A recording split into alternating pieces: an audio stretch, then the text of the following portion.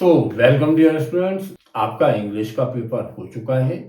उम्मीद है आपने अच्छा किया होगा। हम चेक करते हैं सेक्शन सी जो ग्रामर का होता है उसमें आपकी क्या स्थिति रही। तो सेक्शन सी में 6th क्वेश्चन आता है फिल इन द ब्लैंक्स का, और जो पहला क्वेश्चन पूछा गया था सेट सी में वो था ही Khalistan football since morning and you are asked to select from played, playing, play और has been playing। ये 4 विकल्प थे। परफेक्ट कंटिन्यूअस में सेंस ऑफ और का प्रयोग टाइम बताने के लिए किया जाता है, तो has been playing is the correct answer. यहां भरते थे। बहुत आसान क्वेश्चन था, केवल आपकी टेंस की समझ देखने के लिए पूछा गया था। जब सेंस फॉर दिया होता है तो परफेक्ट कंटिन्यूअस का उपयोग करते हैं। सेक्शन सी में दूसरा क्वेश्चन पूछा गया था शी वर्क्स हार्ड, वो मेहनत करती है। फिर खाली जगह थी शी में गेट गुड मार्क्स, वो अच्छे नंबर ला सके। एंड द ऑप्शंस वर दो, इफ, एंड और सो दैट। ये भी बिल्कुल आसान वाले प्रश्नों में से था। कंजक्शन चुनना था। दो मान होता है यद्यपि, इफ यदि, एंड और सो दैट माने ताकि। अब उसका ये काम करने का उद्देश्य क्या है, ताकि वैसा हो सके। तो जब एडवर्ब क्लॉज ऑफ पर्पस होता है, हम पहला काम इसलिए करते हैं कि हमारे साथ दूसरा काम हो, तो एडवर्ब क्लॉज ऑफ पर्पस बनाते हैं और सो दैट का उपयोग करते हैं। अगर आपने यहां सो दैट लिख दिया है तो ये नंबर आपका है। सेक्शन सी में थर्ड क्वेश्चन था इट डैश रेन टुडे, और विकल्प थे नीड जरूरत होना, मे संभावना बताने के लिए सकना, देयर हिम्मत होना, और ought चाहिए वाले अर्थ में। इन मॉडल्स में से एक चुनना था। आपको याद होगा जब हम संभावना बताना चाहते हैं तो मे का उपयोग करते हैं। Hence the correct answer was may. तो सही उत्तर था मे, और यहां लिख देते इट मे रेन टुडे, आज बारिश हो सकती है। सेक्शन सी का चौथा क्वेश्चन था dash Ganga is a holy river, Ganga एक पवित्र नदी है। And options were a, an, the और नो आर्टिकल। नदियों के नाम के साथ द का उपयोग किया जाता है। This was the correct answer. ये सही उत्तर था। यहां लिख देते the Ganga is a holy river. Punctuation का ध्यान रखना था, स्टार्टिंग है तो कैपिटल लेटर यूज करेंगे, सही रहा होगा।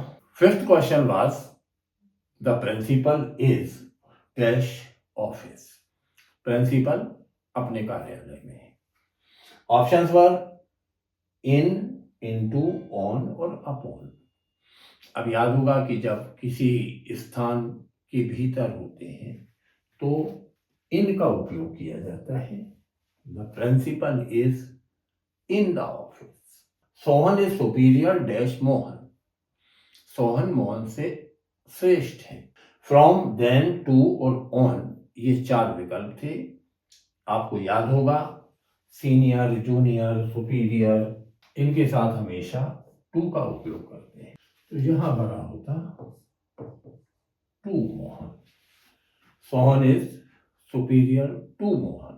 सातवां क्वेश्चन डिटर्मिनर्स में से आया था, क्वांटिफायर्स कहलाते हैं ये। The dash class was making noise, पूरी क्लास शोर कर रही थी। जब हम एज ए यूनिट किसी चीज को लेते हैं, क्लास माने ए यूनिट ऑफ स्टूडेंट्स, तो फिर उसके आगे होल का उपयोग करते हैं। सही सेंटेंस होता the whole class was making noise. तो ये फिल इन द ब्लैंक्स थे। 7 दिए थे, 5 करना थे। उम्मीद है आपके 5 तो सही रहे होंगे। सातवां क्वेश्चन डू एज डायरेक्टेड का होता है। यहां भी 5 करना होते हैं और 7 ही दिए जाते हैं। डू एज डायरेक्टेड में पहला क्वेश्चन था as soon as the student saw the teacher, जैसे ही विद्यार्थियों ने शिक्षक को देखा दे बिकेम साइलेंट, वे चुप हो गए। और जो निर्देश था वो था rewrite using no sooner than. जब नो सूनर देन का प्रयोग करना होता है तो इस एज सून एज को हटाते हैं, पहला काम। नो सूनर के बाद हमेशा हेल्पिंग वर्ब आती है। हेल्पिंग वर्ब का पता यहां से पड़ता है, सा वर्ब की सेकेंड फॉर्म है, तो डिड का उपयोग करेंगे। जब पहला सेंटेंस खत्म हो जाएगा तो ये देन लगा के दूसरा सेंटेंस लिखते हैं। तो आइए करते हैं। एज सुन एज की जगह लिखेंगे नो सूनर। सावर की सेकेंड फॉर्म है तो लिखा जाएगा did. No sooner did the students. फिर इस सा की फर्स्ट फॉर्म लिखेंगे see the teacher. Then they became silent. बहुत लोकप्रिय प्रयोग है, अक्सर पूछा जाता है, मैंने पहले भी कहा था। डू एज डायरेक्टेड का दूसरा क्वेश्चन था ही शट द विंडो, और उसके नीचे लिखा हुआ था चेंज इनटू नेगेटिव सेंटेंस। अब शट बड़ी मजेदार वर्ब है जिसकी तीनों फॉर्म एक सी होती है। एलिमिनेशन टेक्निक अपनाते हैं, ये थर्ड फॉर्म नहीं है। रीजन ये है कि थर्ड फॉर्म हमेशा हेल्पिंग वर्ब के साथ आती है, यहाँ कोई हेल्पिंग वर्ब नहीं है तो ये थर्ड नहीं है। सब्जेक्ट ही है, अगर ये फर्स्ट फॉर्म होती तो फिर इसमें एस लगना जरूरी था, क्योंकि ही सिंगुलर है तो एस होता, मतलब ये फर्स्ट फॉर्म भी नहीं है, तब ये बची वर्ब की second form. And your answer will be he did not shut the window. I know him, change the voice. I know him का पैसे बनाना था तो हिम को आगे लाएंगे तो ये बनेगा ही के साथ इज, क्योंकि नो वर्ब की फर्स्ट फॉर्म है तो इज एमआर में से एक लेंगे, इज, ही इज। नो की थर्ड फॉर्म होगी नॉन, और फिर ये आई पीछे जाएगा लेकिन बाय के साथ नहीं, टू के बाद। He is known to me, not he is known by me. Know एक ऐसी वर्ब है जिसके बाद हमेशा प्रीपोजिशन टू यूज किया जाता है, तो he is known to me. Do as directed का चौथा सेंटेंस था if they do not work hard they will not get good marks. अगर वो मेहनत नहीं करेंगे तो उनके अच्छे नंबर नहीं आएंगे। निर्देश है rewrite the sentence replacing if with unless, और निर्देश था कि इफ को बदलो अनलेस से। तो जहां ये इफ दिया है यहां अनलेस लिख लेते हैं, अनलेस दे। अब अनलेस के बाद डू नॉट नहीं आ सकता, अनलेस के मीनिंग में ही नोट होता है तो अनलेस के बाद डू नॉट नहीं आएगा। तो अनलेस दे वर्क हार्ड, दूसरे सेंटेंस पे कोई असर नहीं पड़ेगा। पांचवा सेंटेंस था if they do not work hard they will not get good marks. अगर मेहनत नहीं करेंगे तो अच्छे अंक नहीं आएंगे। इफ की जगह हमें अनलेस लिखना था तो अनलेस शुरू में लिख देंगे, दे, फिर ये डू नॉट नहीं लगाएंगे। अनलेस दे वर्क हार्ड तो भी मीनिंग है अगर वे मेहनत नहीं करेंगे, दे will not get good marks तो उनके अच्छे अंक नहीं आएंगे, पास नहीं होंगे। पांचवा सेंटेंस था दे फाउंड ए लैडर, उन्हें एक सीढ़ी मिली। It was dragged from its place, इसी अपनी जगह से खिसकाया गया था। निर्देश था combine the sentences to form a complex sentence with relative clause. Relative clause वाला कॉम्प्लेक्स सेंटेंस बनाना था। तो पता होगा कि रिलेटिव क्लॉज जब बनाते हैं तो एक नाउन ऐसी होती है जो दोनों सेंटेंस में होती है। हमारे यहाँ ये नाउन है ए लेटर, और दूसरे सेंटेंस में इस नाउन के लिए उपयोग किया जा रहा है इट। रिलेटिव क्लॉज में जीवित को जोड़ना होता है तो वो का उपयोग करते हैं, अजीवित नाउन होती है तो फिर विच का उपयोग करते हैं। लेटर अजीवित है मतलब विच का उपयोग करेंगे। They found a letter which was dragged from its place। ये बनना था, बना दिया होगा। छठवा सेंटेंस था Urmila is very strong, Urmila बहुत मजबूत है। शी कैन डू एवरीथिंग, वो सब कुछ कर सकती है। और निर्देश था combine the sentences to form a complex sentence using too और टू का प्रयोग करके कॉम्प्लेक्स सेंटेंस बनाना है। ये सेंटेंस पेपर में गलत लिखा हुआ था।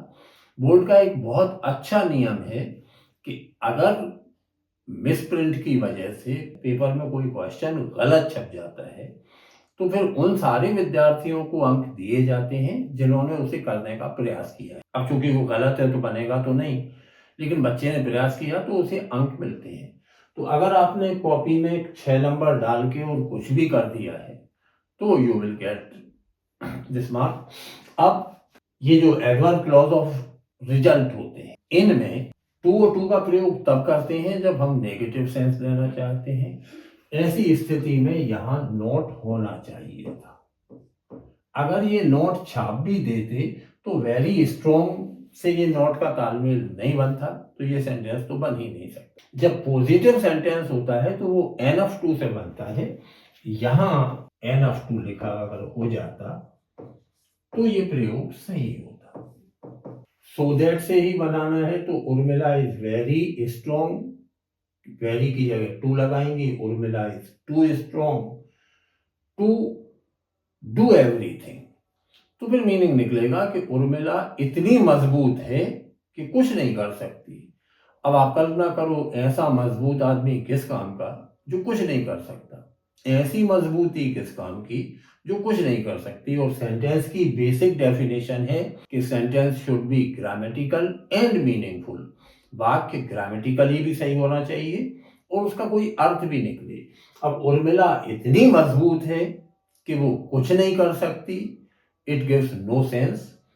तो सही सेंटेंस जो इसका बन सकता है ग्रामर की किताबों में दिया भी हुआ है, यहाँ टाइपिंग में थोड़ी सी एरर हो गई तो इस वजह से ये अंक आपको मिल गए। जो ग्रामेटिकली परमिटेबल सेंटेंस है वो NF2 से बन सकता है। अगर कॉम्प्लेक्स सेंटेंस हम रिजल्ट वाला बनाना ही चाहते हैं, क्योंकि ये पॉजिटिव ट्रेट है।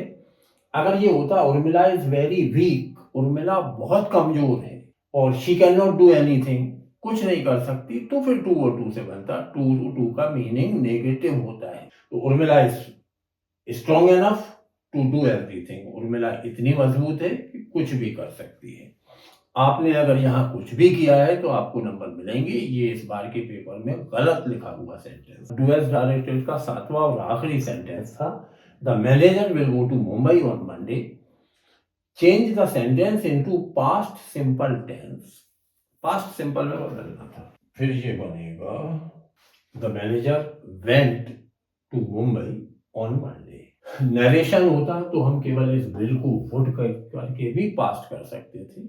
अगर आपने ऐसा भी कर दिया है तो भी एग्जामिनर दया कर सकता है कि manager would go to Mumbai on Monday, ये भी पास्ट मीनिंग कन्वे करता है। यहाँ इसी प्रेजेंट सिंपल में बदलवाया जाता है। जो ग्रामेटिकल प्रयोग है वो प्रेजेंट सिंपल में ही मीनिंग देता है। ये प्रेजेंट फॉर फ्यूचर कहलाता है। पास्ट नहीं करवाना चाहिए था, फिर भी करवा दिया और आपने कर भी दिया होगा। तो उम्मीद है सारे सही रहे होंगे। Like, subscribe and share this content with your friends. Stay tuned to get information about spoken English class which I am going to start after your examination. Thank you.